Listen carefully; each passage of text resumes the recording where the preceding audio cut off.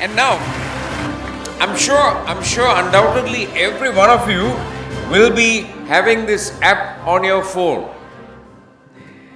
And this app is all about a great, successful entrepreneurial journey. And this presentation is going to be done by the co-founder of Pickme in 2015. That's when he founded Pickme, the revolutionary app for the taxi industry in Sri Lanka.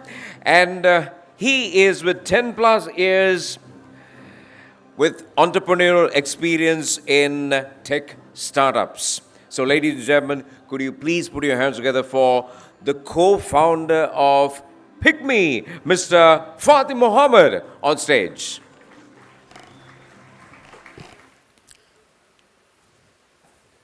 So, everyone would have having good time here after the keynote speech.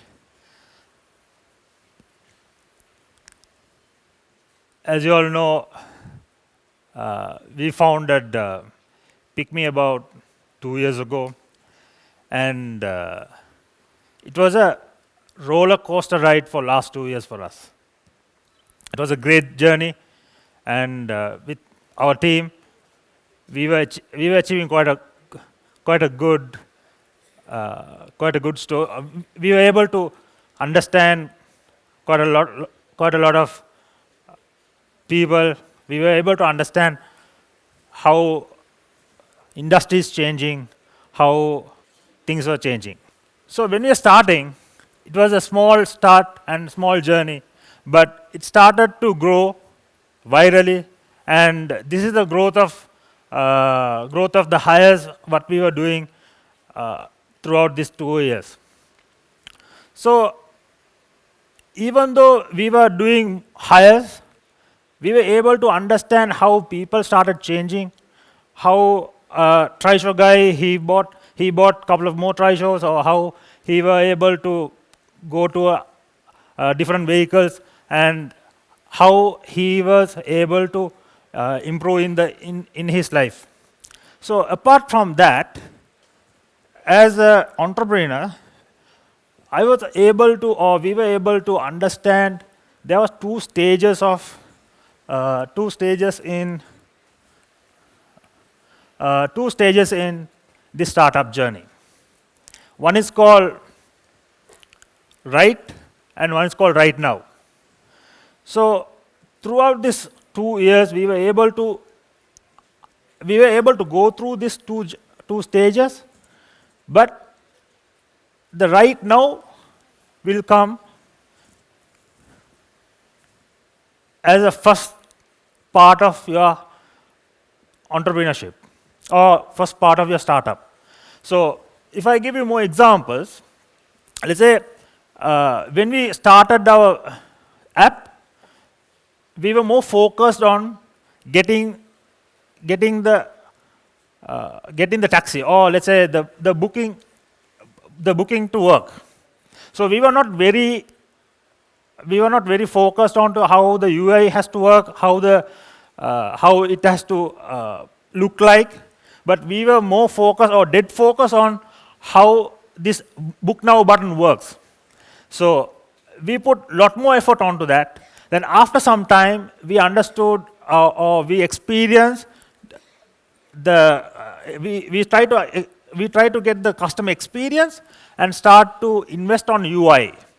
So from how it was, and it started to evolve. And initially, we didn't have a UI experts inside. We had only the graphic designers, let's say. So we were started to hire UI designers, and now we have UI research teams to understand how this user behavior works. So this is how a driver app started to look like at the beginning. We just wanted to put up the meter, and we just built the meter and put it out.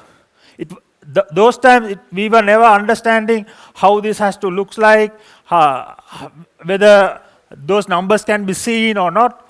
But initially, at the beginning of the company, we want the product to work. That was a dead focus from those days.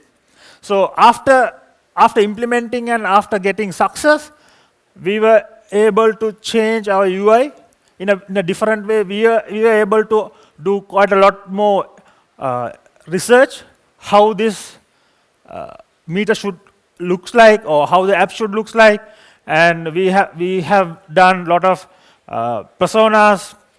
We have done user groups, focus groups to understand how the UI should look like. So this is one of the key element when it comes to a startup. You put more effort on getting the work done than how it looks like. Then when it comes to the technology, at the beginning, what we wanted to do is we wanted the app to hail a taxi, and the taxi has to come as fast as possible.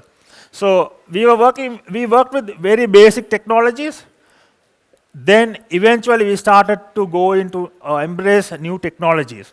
So now it's more complicated, and more complicated technologies involved to building this or making sure this app runs. So then when it comes to the initial days, it's all about features. I can remember our IT team was so pressed to bring those features out. My CTO is sitting over there. He knows the sleepless nights he had to go through, and the team has to go through to bring down the features. We were not worried about how these processes worked, how agile worked, how test automation worked. What we wanted was, we just wanted the features.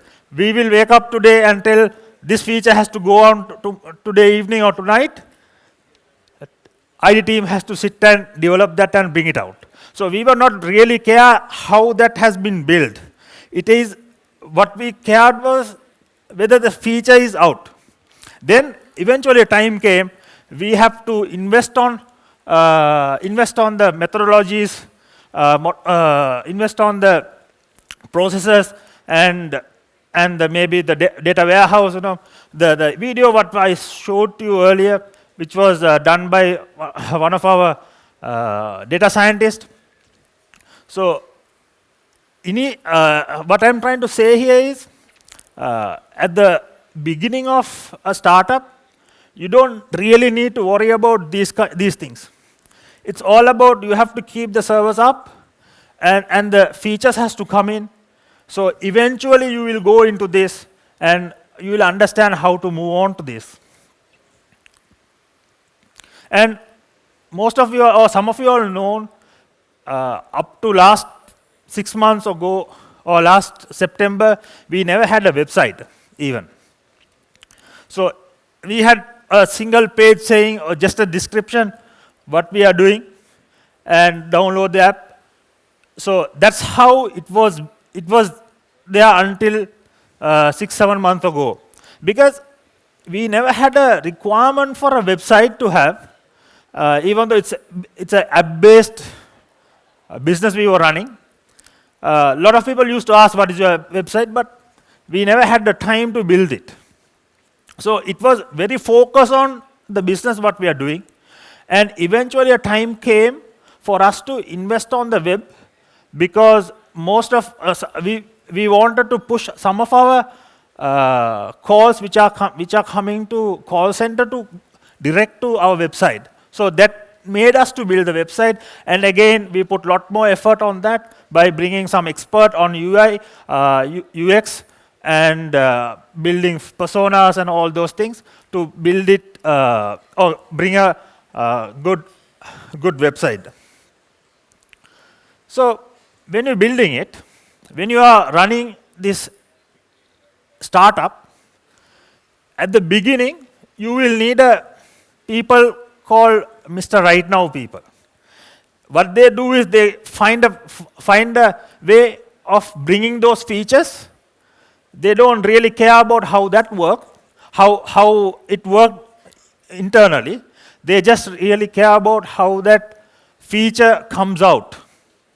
So, but in the later stage of the company, you need people like Mr. Right, who will think how the, let's say if a new feature wanted to come out, he has to think about the architecture, how this will help to scale, how this will affect the whole system. So when we are hiring, at the beginning we wanted to hire people like that, and we had the challenge of making them Mr. Right now to a Mr. Right. That's a challenge we had to go through, and we went through that, and we were quite successful on that. So now the team is more focused towards how we have to build the or how we have to bring the features that will long last. One of the important aspect of startup, you will have, at the beginning, you will have a lot of manual work. So to change that manual work to the technology, everyone in the company, or especially on the management team and the second layer or third layer, has to think technologically. They need to think technological mind, how they have to bring a new solution that will solve the problem. One example, we used to get we have a rating system for drivers. So when they rate, or when they give a less rating, you have to filter what went wrong on that. So when you select those predefined reasons, we run a automated algorithm to understand what kind of problems these drivers face, and take all those complaints and start to then we go back to those drivers and explain those issues and get them corrected. So at the beginning, this was not automated. At the beginning, it was manually handled. Then eventually we made it automated, because with the volume, we should be with the volume to handle the complaints, we have to automate it. So this thinking has to come from the operational team to pull out a successful company. Then you need to have this mindset to work on a startup. You have to have lot of